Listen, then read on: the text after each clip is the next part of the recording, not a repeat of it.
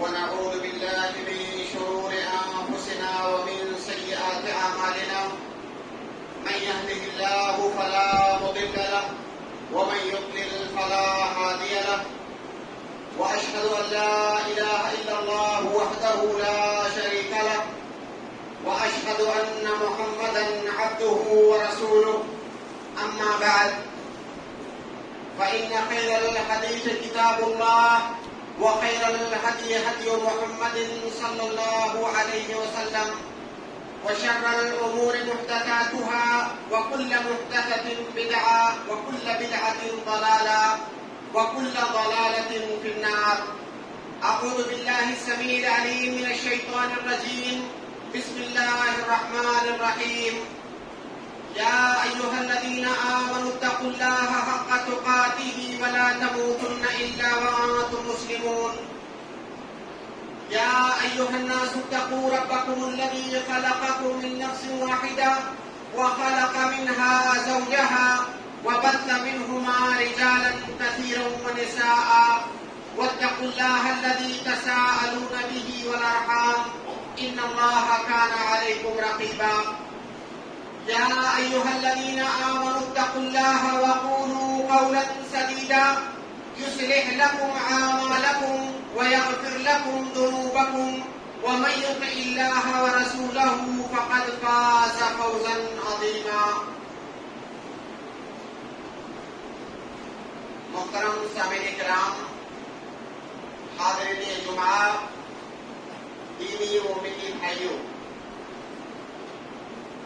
ہمارا دین اسلام ایک انتہائی معتدل اور متوازن دین ہے.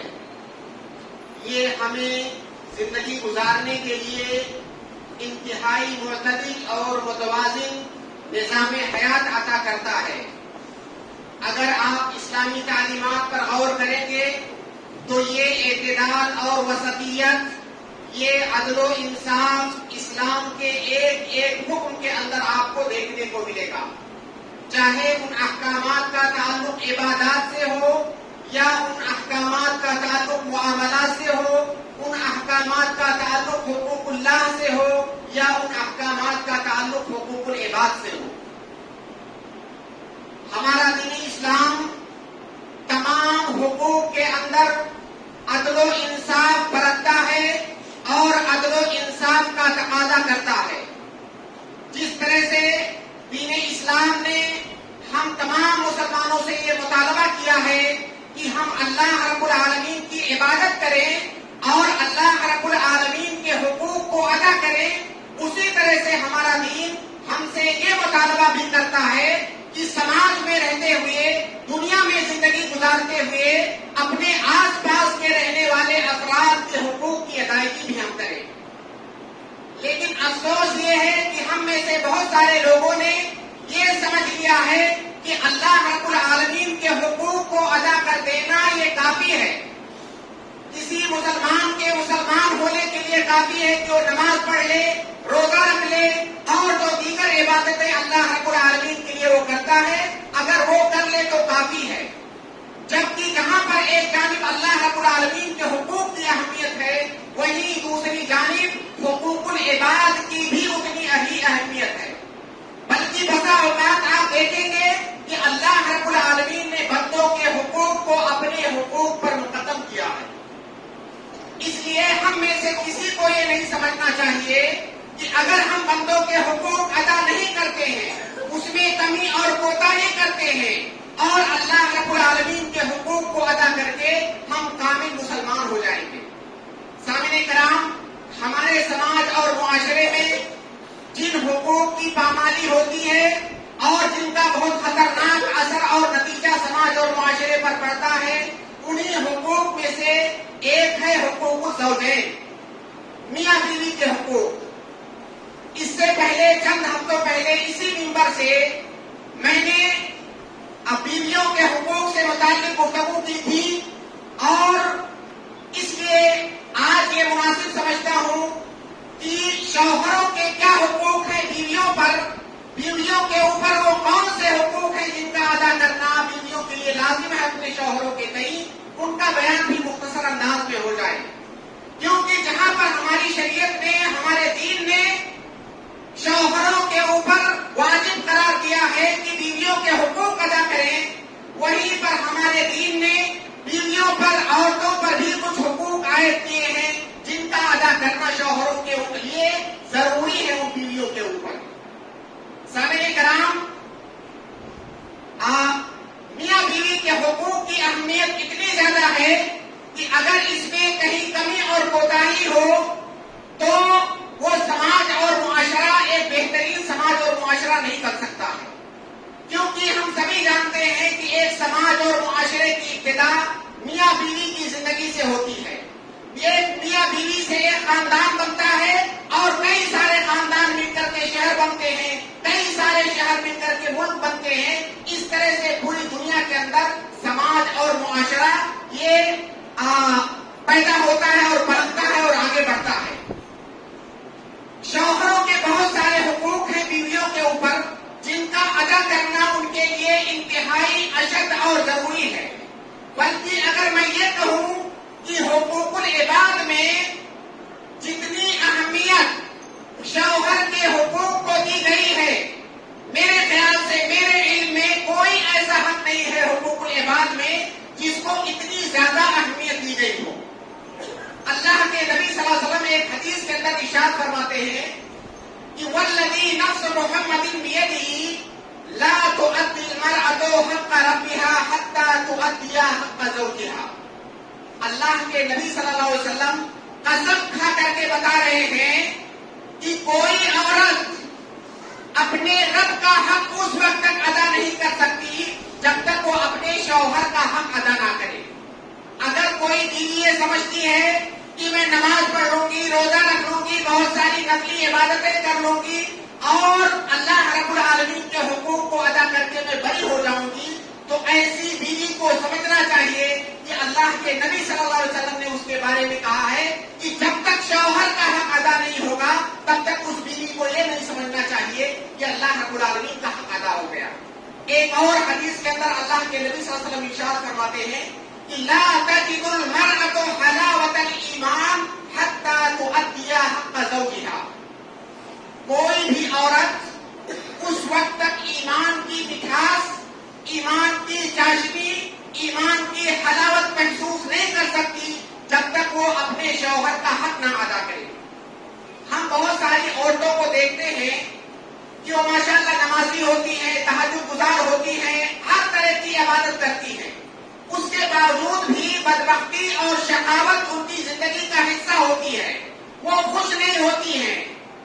اور ایسی عورتوں کو دیکھ کر کے بہت سارے لوگ تعجب کرتے ہیں کہ کیا وجہ ہے کہ یہ عورت تو اتنی نیک ہے لیکن اس کے باوجود بھی اپنی زندگی میں خوش نہیں ہے۔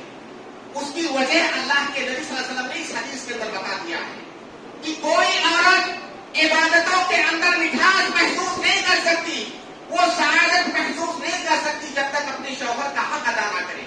اس لیے ایسی عورتیں جو بہت عبادت گزار ہیں ان کو سوچنا چاہیے کہ اگر ان کی زندگی میں بدبختی ہے تو کہیں ایسا تو نہیں کہ وہ شوہر کے حقوق کی ادائیگی نہیں کر رہی ہیں۔ اللہ کے نبی صلی اللہ علیہ وسلم ایک اور حدیث کے اندر ارشاد فرماتے ہیں کہ لو كنت آمرا احدا ان يسجد لاحد لامرت النساء ان يسجدن لازواجهن لما جعل الله لهم عليهن من الحق۔ سبحان اللہ، اس سے بڑا حق شوہر کا کیا ہو سکتا ہے؟ اللہ کے نبی صلی اللہ علیہ وسلم ارشاد فرماتے ہیں اللہ کے علاوہ کسی کو سجدہ کرنا جائز نہیں ہے۔ اگر میں کسی کو حکم دیتا کہ اللہ کے علاوہ کسی کے لیے سجدہ کرو تو میں عورتوں کو حکم دیتا کہ اپنے شوہروں کو سجدہ کرو۔ شوہروں کے جو حقوق تمہارے اوپر جس قدر واجب ہیں ان حقوق کی بنیاد پر شوہروں کو سجدہ کرو۔ اس سے بڑا حق اور کیا ہو سکتا ہے؟ حقوق العباد، تمام حقوق العباد پر آپ نظر ڈالیے، یہ الفاظ اور اس طرح کی عظمت اور منزلت اور مکانت کسی اور حق کے لیے نہیں ہے حقوق العباد کے اندر۔ تو آئیے دیکھتے ہیں کہ شوہروں کے کیا حقوق ہیں بیویوں کے اوپر۔ سب سے پہلا حق شوہر کا ایک بیوی پر یہ ہے کہ شوہر کو اللہ رب العالمین نے قوام اور حاکم بتایا ہے۔ اللہ رب العالمین نے الرجال قوامون علی النساء، مرد عورتوں پر حاکم ہے. شوہر کا سب سے پہلا حق ہے کہ عورت اپنے شوہر کی حاکمیت کو، اس کی قوامیت کو تسلیم کرے اور یہ مانے کہ میرا شوہر میرے اوپر حاکم ہے. اور حاکم ہونے کا تقاضا کیا ہے؟ حاکم ہونے کا تقاضا یہ ہے کہ تمام طرح کے معاملات میں فیصلہ لینے کا حق شوہر کا ہے. اسی طرح سے تمام شوہر کسی بھی معاملے میں بیوی کے سامنے جواب دہ اور مسئول نہیں ہے. کسی بھی معاملے میں بیوی کو یہ حق حاصل نہیں ہے کہ وہ شوہر کا حساب کتاب دے، چاہے وہ مالی معاملات ہو، چاہے لوگوں سے تعلقات والے معاملات ہو، چاہے رشتے داریاں نبھانے کے معاملات ہو. کسی بھی طرح کے معاملے میں شوہر بیوی کے سامنے جواب دہ نہیں ہے. لیکن آج کے سماج اور معاشرے میں اگر ہم دیکھیں گے تو یہ پیمانہ الٹ گیا ہے. النساء قوامات علی الرجال ہو گیا ہے. اللہ کے نبی صلی اللہ علیہ وسلم ایک حدیث کے اندر فرماتے ہیں کہ لن یفلح قوم ولو امرهم امرأة. آپ میں سے ہر آدمی اپنے گھر کو دیکھے، اپنے آس پاس کو دیکھے اور یہ غور کرے کہ کیا مرد کی قوامیت ہمارے سماج اور معاشرے کے اندر باقی رہ گئی ہے. بہت سارے لوگ مکمل طور سے بیوی حاکم ہوتی ہے. دیکھیے، بیوی کا خیال رکھنا، عزت و احترام دینا اور بیوی کی عزت کرنا، اس کی تمام ضرورتوں کا خیال رکھنا یہ شوہر کی ذمہ داری ہے. لیکن اس کا ہرگز یہ مطلب نہیں ہے کہ عورت کو حاکم بنا دیا جائے. اگر عورت کو حاکم بنا دیا گیا تو ایسی قوم کے بارے میں اللہ کے نبی صلی اللہ علیہ وسلم نے فرمایا کہ ایسی قوم کبھی کامیاب نہیں ہو سکتی. چاہے وہ قوم ہو، چاہے کوئی گھر ہو. اور ہر آدمی، آپ میں سے ہر آدمی عاقل اور بالغ ہے. اگر اس کے پاس مشاہدہ والی نظر ہے تو وہ دیکھ سکتا ہے کہ جن گھروں میں، جن خاندانوں میں عورتوں کی حکومت ہوتی ہے، ان خاندانوں کی کیا حالت ہوتی ہے. بہت سارے لوگوں سے جب یہ پوچھا جائے تو کہتے ہیں کہ بھائی اللہ کے نبی صلی اللہ علیہ وسلم نے کہا ہے کہ خیرکم خیرکم لأہلہ، تم میں سے سب سے بہتر وہ ہے جو اپنی بیوی بچوں کے لیے سب سے بہتر ہو.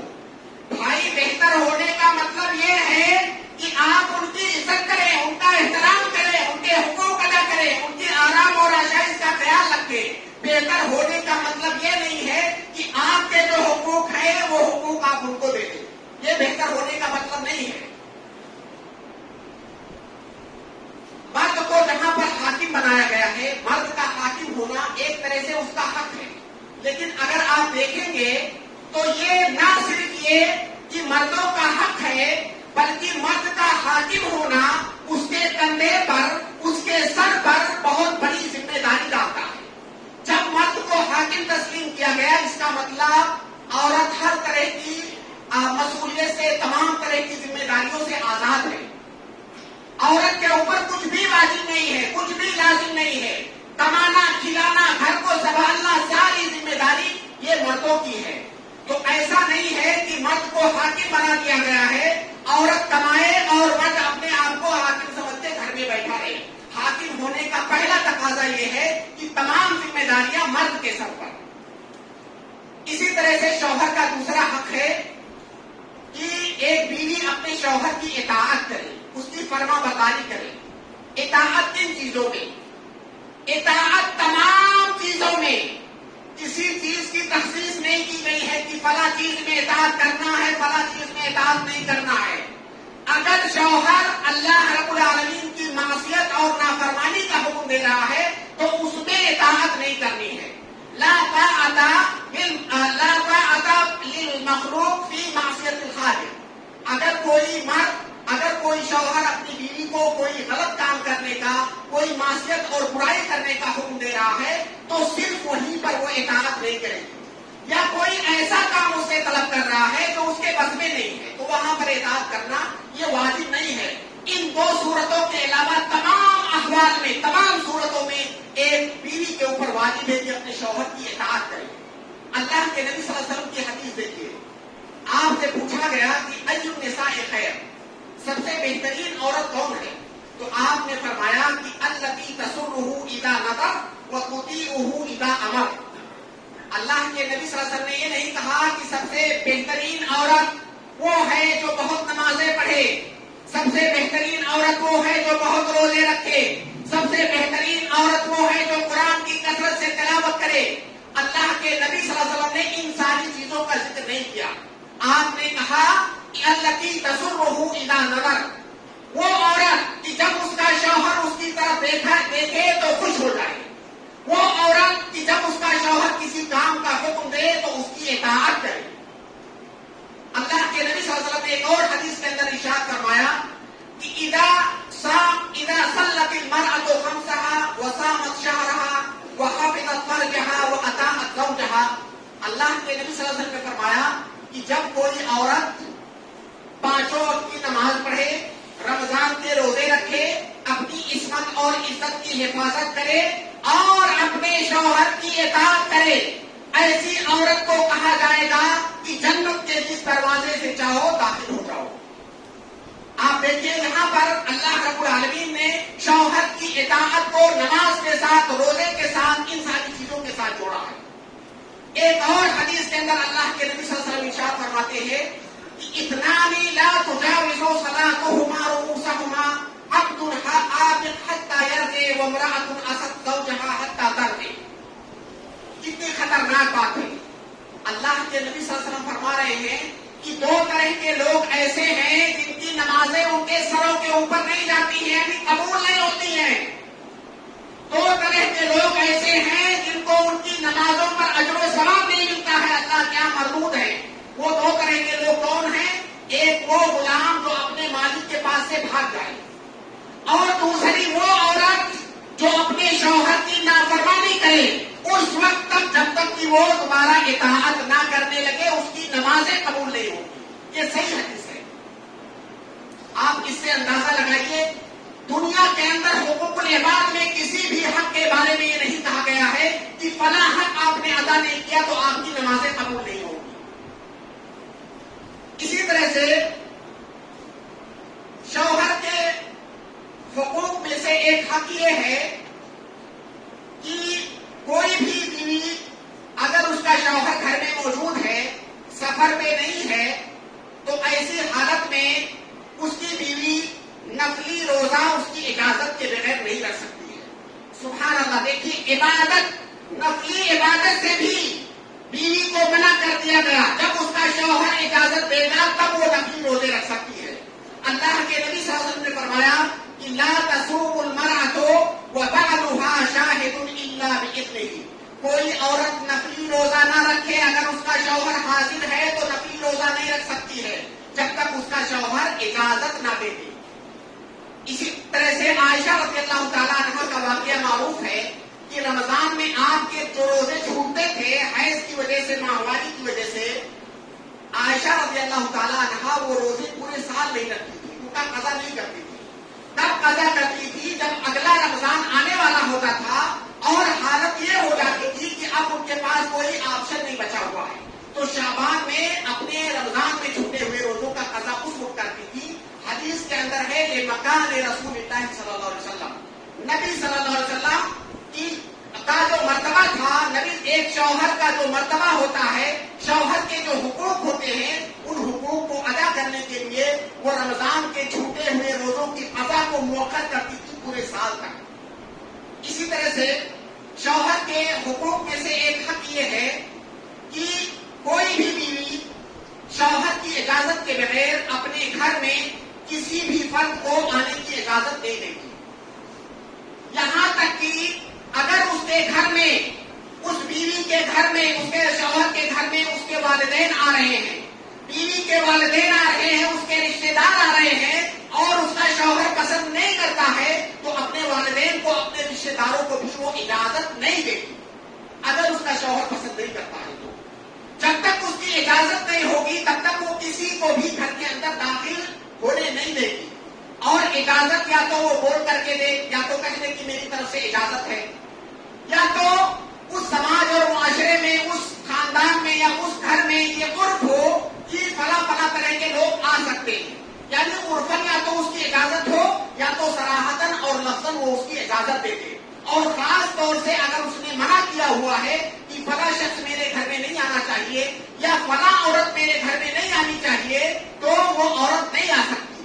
ہمارے سماج اور معاشرے میں یہ بیماری عام ہے کہ پڑوس کی عورتیں، بہت ساری عورتیں آپ کے گھروں میں آتی ہیں اور بہت سارے فتنہ اور فساد کا سبب بنتی ہیں اور شوہر پسند نہیں کرتا ہے. یا شوہر کے سسرال کے بہت سارے لوگ آتے ہیں جو بہت ساری خرابیوں کا سبب بنتے ہیں. شوہر پسند نہیں کرتا ہے لیکن بیوی سوچتی ہے کہ یہ میرا حق ہے. اگر کوئی عورت ایسا کر رہی ہے تو گنہگار ہے. اسے سمجھنا چاہیے کہ شوہر کی اجازت کے بغیر اس کے گھر میں کوئی پرندہ بھی پر مار نہیں سکتا.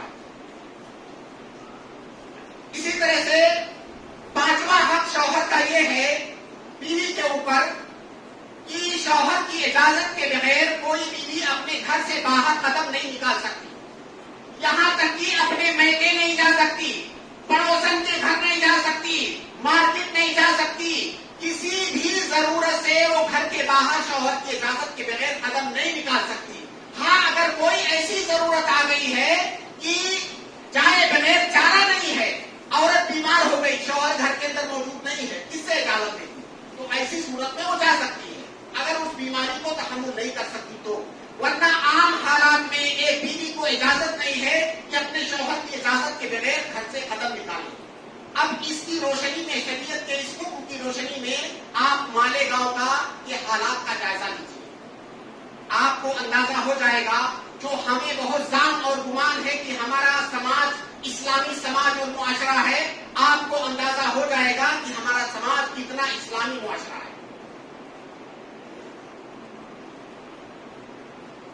اسی طرح سے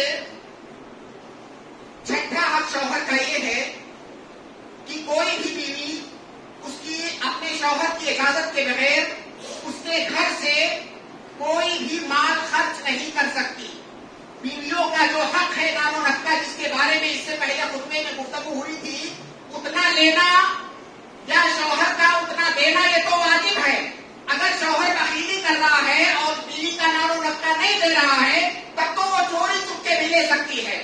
لیکن شوہر اس کا نام و نقطہ دے رہا ہے تو اس کے علاوہ بیوی کے لیے جائز نہیں ہے کہ ایک چونی بھی اس کے گھر میں سے اس کی اجازت کے بغیر خرچ کرے. یہاں تک کہ اگر اس کے شوہر کی طرف سے اجازت نہیں ہے کہ بھکاری بھیک مانگنے آیا تو میری اجازت کے بغیر کچھ دو، تو وہ بھی نہیں دے سکتی. بیوی صدقہ اور خیرات بھی شوہر کے مال سے اس کی اجازت کے بغیر نہیں کر سکتی، کیونکہ ہمارے یہاں یہ تصور ہے کہ بیوی شریک حیات ہے. ارے بھائی، زندگی گزارنے میں شریک حیات ہے، آپ کے تمام چیزوں میں شریک نہیں ہے. مال میں، دولت میں، جائیداد میں آپ کا کوئی بھی شریک نہیں ہے. آپ کا بیٹا شریک نہیں ہے، آپ کے ماں باپ شریک نہیں ہے، آپ کے بھائی بہن شریک نہیں ہے، آپ کی بیوی کیسے شریک ہو؟ تو کوئی بھی بیوی اپنے شوہر کے مال میں سے اس کی اجازت کے بغیر کچھ بھی خرچ نہیں کر سکتی. اللہ کے نبی صلی اللہ علیہ وسلم ارشاد فرماتے ہیں وَلَا تُنْفِقُ امْرَأَةٌ شَيْئًا مِّن بَيْتِ زَوْجِهَا إِلَّا بِإِذْنِهِ. کوئی بھی عورت اپنے شوہر کے گھر میں سے کوئی بھی چیز اس کی اجازت کے بغیر خرچ نہیں کر سکتی. صحابہ کرام نے پوچھا وَلَا الطَّعَامُ، کھانا بھی خرچ نہیں کر سکتی؟ کوئی آدمی بھیک مانگنے آیا ہے، کیا اس کو ایک خوراک کھانا بھی نہیں دے سکتی؟ اللہ کے نبی صلی اللہ علیہ وسلم نے کیا فرمایا؟ آپ نے فرمایا ذَاكَ أَفْضَلُ طَعَامِنَا، کہا سب سے بہترین، سب سے اچھا مال تو یہی ہے. کھانا ہی تو سب سے اہم مال ہے. یعنی وہ اپنے شوہر کی اجازت کے بغیر کسی کو کھانا تک نہیں دے سکتے. اسی طرح سے شوہر کا ایک حق یہ ہے کہ بیوی اپنے شوہر کو کسی بھی طرح سے کوئی تکلیف نہیں دے سکتی، نہ تو زبان سے، نہ تو اپنے کسی عمل سے. ہر حال میں میری بیوی کے اوپر واجب ہے کہ اپنے شوہر کو خوش رکھنے کی کوشش کرے. اللہ کے نبی صلی اللہ علیہ وسلم فرماتے ہیں الا اخبرکم بنسائکم فی الجنہ، کیا تمہیں میں نہ بتاؤں کہ جنت میں تمہارے ساتھ کون سی عورتیں ہوں گی؟ کل ودود ولود، ہر وہ عورت جو شوہر سے محبت کرنے والی ہوگی، ہر وہ عورت جو بچے پیدا کرنے والی ہوگی. اذا غضبت او اسیء الیہا او غضب زوجها قالت هذه یدی فی یدک لا افتحل بغمض حتی ترضى. سبحان اللہ. کہ اگر وہ بیوی کبھی ناراض ہو جائے شوہر سے یا شوہر کی جانب سے کوئی بدسلوکی ہو جائے اس کے لیے، یا کبھی وہ اس کا شوہر ناراض ہو جائے تو اپنے شوہر کا ہاتھ پکڑ کر کے، اپنے ہاتھ میں اس کا ہاتھ لے کر کے کہے کہ جب تک آپ مجھ سے راضی نہیں ہو جائیں گے تب تک میں سوؤں گی نہیں۔ یہ اللہ کے نبی صلی اللہ علیہ وسلم نے شوہر کے ساتھ یہ حسن سلوک کرنے کا حکم دیا۔ اسی طرح سے شوہر کے حقوق میں سے ایک حق یہ ہے کہ بیوی اپنے شوہر کی شکر گزار ہو۔ شوہر اس کے لیے کماتا ہے، اس کی ساری ضروریات کو مہیا کرتا ہے، اس کی تمام ضروریات کو پوری کرتا ہے۔ وہ پتہ نہیں کہاں کہاں پر دنیا میں مارے مارے پھرتا ہے، کہاں کہاں کی ذلتیں وہ سہتا ہے۔ ہم سبھی جانتے ہیں جو کام کرنے والے لوگ ہیں کہ اگر آپ کے بیوی بچے نہ ہوں تو کتنے ایسے لوگ جن کو آپ منہ لگانا پسند نہیں کریں گے، بیوی بچوں کی وجہ سے آپ ان کی باتیں سنتے ہیں۔ کس کے لیے؟ اب اگر ایسی صورت میں وہی بیوی اور بچے ناشکری کریں اور کسی موقع پر کسی کمزور لمحے میں آپ سے کہیں کہ آپ نے ہمارے لیے کیا کیا ہے، اس کی پوری زندگی صفر ہو گئی۔ وہ شوہر جو دفتر میں باس کی ڈانٹ سنتا ہے، وہ شوہر جو گرمیوں میں تپتا ہے اور سردیوں میں وہ ٹھٹھرتا ہے اور برسات میں بھیگتا ہے بیوی بچوں کے لیے، اگر اس کی بیوی کم سے کم اس کا شکریہ نہیں ادا کر سکتی تو اس سے بڑی زیادتی اور اس سے بڑا ظلم کیا ہوگا؟ اللہ کے نبی صلی اللہ علیہ وسلم کی حدیث سنیے، لا ينظر الله الى امرأة لا تشكر لزوجها وهي لا تستغني عنها۔ اللہ رب العالمین ایسی عورت کی طرف دیکھے گا بھی نہیں جو اپنے شوہر کا شکریہ ادا نہ کرے۔ ایک اور حدیث میں ہے، اللہ کے نبی صلی اللہ علیہ وسلم نے فرمایا کہ ایک شوہر پوری زندگی اپنی بیوی پر احسان کرتا ہے، اس کے ساتھ بھلائی کرتا ہے، کسی ایک لمحے میں اگر اس کی جانب سے تھوڑی سی بھی کوتاہی ہو جائے تو عورت کہتی ہے کہ ما رأیت فیک خیرا قط، کہ میں نے جب سے میری شادی ہوئی تمہارے اندر میں نے کوئی بھلائی دیکھی ہی نہیں، میں نے تو صرف مصیبت سہا ہے۔ ایسی عورتوں کے بارے میں اللہ کے نبی صلی اللہ علیہ وسلم نے فرمایا کہ اللہ رب العالمین ایسی عورتوں کی طرف نظر رحمت نہیں کرے گا۔ اللہ کے نبی صلی اللہ علیہ وسلم نے ایک بار عید کے موقع پر عورتوں کو خطبہ دیا، آپ نے عورتوں کو مخاطب کر کے فرمایا یا معاشر النساء تصدقنا، اے عورتوں کی جماعت کثرت سے صدقہ کرو، کیونکہ میں نے عورتوں کو دیکھا ہے کہ سب سے زیادہ جہنم میں عورتیں ہوں گی۔ تو کسی عورت نے پوچھا اللہ کے نبی صلی اللہ علیہ وسلم ایسا کیوں، عورتیں سب سے زیادہ جہنم میں کیوں ہوں گی؟ تو اللہ کے نبی صلی اللہ علیہ وسلم نے وجہ کیا بتائی؟ آپ نے بتایا تکفرنا اللعن وتکفرنا العشیر، اس کی وجہ یہ ہے کہ تم لوگ کثرت کے ساتھ لعن طعن کرتی ہو، چھوٹی سی معمولی باتوں پر لعنت بھیجنے لگتی ہو، اور دوسری وجہ یہ ہے تکفرنا العشیر، شوہروں کی ناشکری کرتی ہو۔ تو ہمارے یہاں ہمارے سماج اور معاشرے میں اس وقت جو صورتحال ہے عورتوں کی، ہر عورت جو میری یہ گفتگو سن رہی ہے وہ اس پر غور کرے کہ وہ کس قدر اپنے شوہر کی شکر گزاری کرتی ہے۔ اسی طرح سے شوہر کے حقوق میں سے ایک حق یہ ہے کہ ایک بیوی کے اوپر واجب ہے کہ اپنے شوہر کے گھر کی، اس کے مال کی، اس کے بچوں کی حفاظت کرے، بچوں کی اچھی تربیت کرے۔ اللہ کے نبی صلی اللہ علیہ وسلم نے فرمایا کہ المرأة راعیۃ فی بیت زوجها ومسئولۃ عن رعیتها، ایک عورت، ایک بیوی یہ ذمہ دار ہے، مسئول ہے اس گھر کے اندر، اور اس کے بارے میں اس سے سوال کیا جائے گا، اس گھر کے بارے میں سوال کیا جائے گا، اس کے مال کے بارے میں سوال کیا جائے گا، اس کے بچوں کے بارے میں سوال کیا جائے گا۔ اسی طرح سے شوہر کے حقوق میں سے ایک حق یہ ہے کہ بیوی کے اوپر واجب ہے کہ شوہر کی خدمت کرے۔ شوہر کی خدمت کرنا یہ بیوی کے اوپر واجب ہے۔ کون سی خدمت؟ ایسی خدمت نہیں جس کی وہ استطاعت نہیں رکھتی ہے، ایسی خدمت جو ہمارے سماج اور معاشرے میں عام طور سے گھر کے اندر کے کام سمجھے جاتے ہیں، کھانا بنانا، کپڑے دھونا، گھر کی صفائی کرنا، اور یہ جو چیزیں ہمارے عرف میں عام ہیں، ان چیزوں میں شوہر کی خدمت کرنا یہ بیوی کے اوپر واجب ہے۔ اللہ کے نبی صلی اللہ علیہ وسلم کی بیٹی فاطمہ رضی اللہ تعالیٰ عنہا، جو کہ علی رضی اللہ تعالیٰ عنہ کی زوجیت میں تھی، اور ان کے پاس کوئی خادم نہیں تھا، کوئی نوکر، کوئی غلام نہیں تھا، گھر کے سارے کام یہ خود کرتی تھی، ان کو تکلیف ہوتی تھی، مشقت ہوتی تھی۔ ایک بار اللہ کے نبی صلی اللہ علیہ وسلم کے پاس کچھ غلام آئے تو انہوں نے سوچا کہ یہ جو پریشانی میں اٹھاتی ہوں، اس پریشانی سے بچنے کا حل یہ ہے کہ میں اپنے والد سے ایک غلام مانگ لوں، ایک نوکر مانگ لوں جو گھر کے کاموں میں میرا ہاتھ بٹائے گا۔ اللہ کے نبی صلی اللہ علیہ وسلم کے پاس وہ گئی اور آپ نے ان سے کہا کہ میں اپنا ہاتھ دکھایا، کہا کہ میرے ہاتھ پہ نشان پڑ گئے ہیں کام کرتے کرتے، تو میری گزارش ہے کہ مجھے ایک نوکر دے دیں جو کہ میرا ہاتھ بٹائے اور میری مدد کرے۔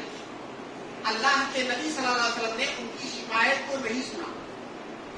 اگر بیوی کے اوپر شوہر کی، اس کے گھر کی خدمت کرنا واجب نہیں ہوتا تو اللہ کے نبی صلی اللہ علیہ وسلم اپنی بیٹی سے کہتے پھر تم یہ سارا کام کیوں کرتی ہو، تمہارے اوپر واجب نہیں ہے۔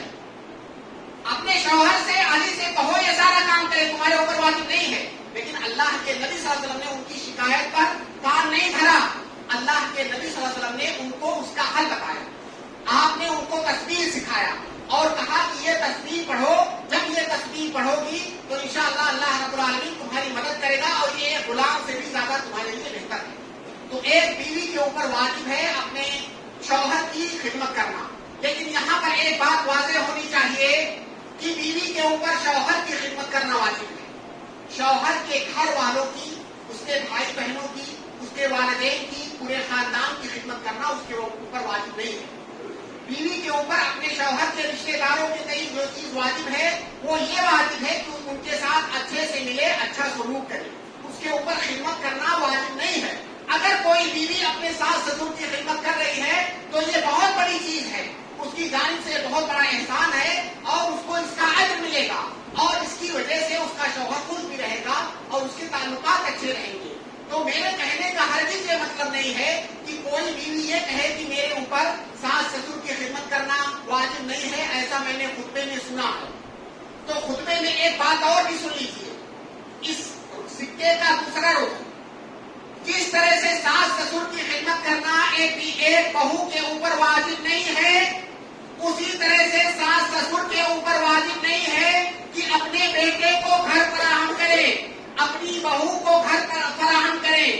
ساس سسر کے اوپر واجب نہیں ہے کہ کما کر کے بیٹے کو اور بہو کو کھلائے، بالکل بھی واجب نہیں ہے۔ تو اگر کوئی بہو کسی مولانا کے خطبے سے استدلال کرتے ہوئے یہ کہتی ہے کہ ساس سسر کی خدمت کرنا ہمارے اوپر واجب نہیں ہے اور میں شریعت کے حکم پر عمل کرنا چاہتی ہوں، تو اس کو چاہیے کہ شریعت کے دوسرے حکم کے اوپر بھی عمل کرے کہ ساس سسر کے گھر کے اندر ساس سسر کے اوپر واجب نہیں ہے کہ اپنے گھر میں بیٹے کو اور بہو کو رکھے یا ان کو کما کر کے کھلائیں۔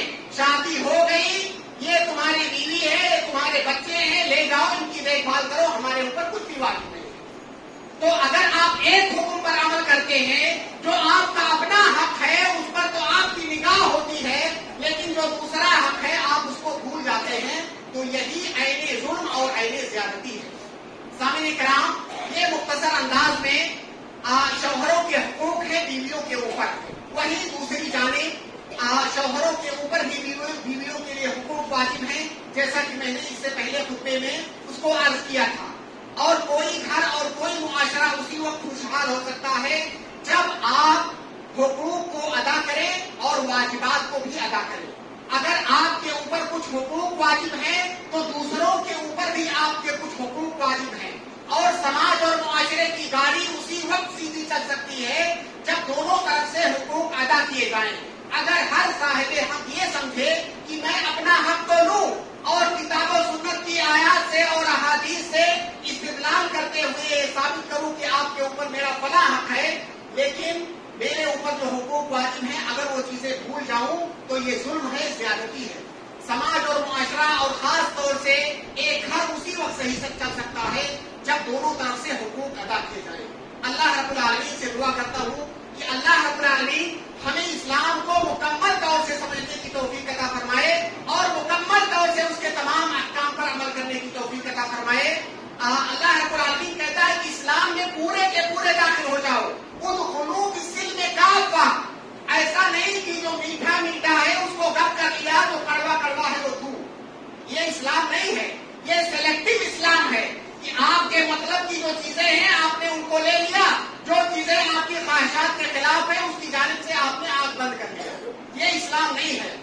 اسلام میں پورے کے پورے داخل ہو جاؤ. اللہ رب العالمین ہم تمام لوگوں کو اس کی توفیق عطا فرمائے.